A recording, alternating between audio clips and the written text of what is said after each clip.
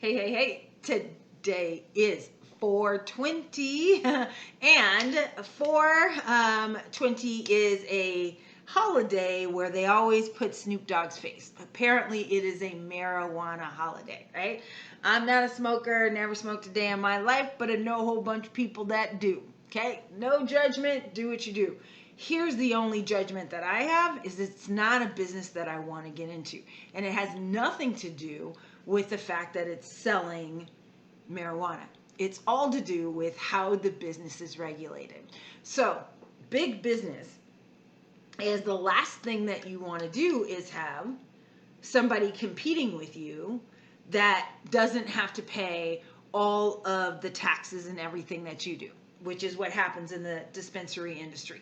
There's still people, and I'm not going to mention any names, but there are still people out there that are selling marijuana, that are selling it illegally, that are selling it and still making a ton of money and didn't have to get the $10,000, just the bond check and then the licensing and everything that goes with it.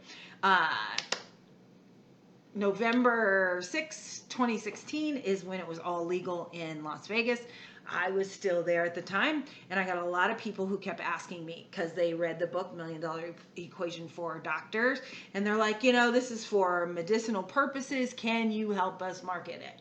And I stayed away, personal reasons, but the other reason why I stayed away is because I never want a business that's so highly regulated, right? Same reason why I don't get into childcare businesses, right? Same reason why I don't really help pharmacies, right? Like all of this is so regulated. The taxes are regulated. The government is monitoring how much you make. One of the bonuses about being an entrepreneur is being able to make what you want to make without anybody, no monitors, no whatever. We report it. Yes, we have accountants. Yes, but there's so many things that we can deduct, right? That's why we do this. Y'all know I'm preaching to the choir. But so an article came out today in a local newspaper saying that 420, is not a happy holiday for several of the dispensaries here in California. And it was all of the things that I said. Number one, the competition from illegals is not fun.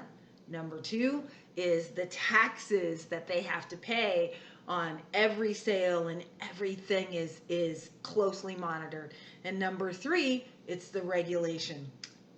There's so many steps to it.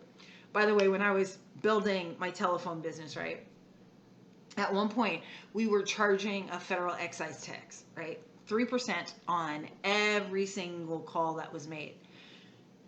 And then when I started to research, well, what is this and why do we have to pay it? And by the way, since we collected it from people, it was one of those only taxes that if you didn't pay, you could go to jail for. Right? Like it was so crazy, right? Come to find out, this tax was created at the end of the War of 1812.